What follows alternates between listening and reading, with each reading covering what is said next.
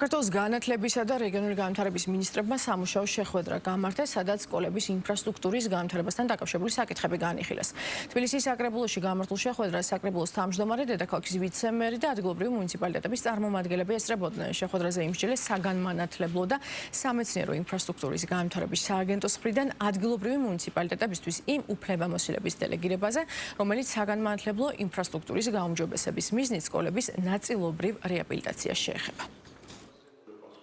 შეხვედრის მთავარი მიზანი ის იყო, რომ ის პროცესები, რომელიც სასკოლო ინფრასტრუქტურის განახლებასთან და გადაუდებელი საჭიროებების აღმოფხვრასთან არის დაკავშირებული, ისეთივე გრაფიკით და ისეთივე ხარისხით გაგრძელდეს იმისთვის, რომ გადაცემის პროცესმა რაიმე ხარვეზი არ შეიტანოს და პირიქით ეს კიდევ ერთხელ გვაძლევს საშუალებას, რომ სწორედ დეცენტრალიზაციისკენ ვდგავთ ნაბიჯებს, როდესაც ადგილობრივ ხელისუფლებას უზრდით გარკვეულ უფლებამოსილებებს, უფრო მეტ პასუხისმგებლობას. მიზანი იყო საგანმანათლებლო სექტორის, კერძოდ სკოლების სარეაბილიტაციო სამუშაოების დროულად დაწყება იმისათვის, რომ სასწავლო სეზონისთვის ყველა სკოლა აკმაყოფილებდეს იმ სტანდარტებს, რომელიც შეესაბამება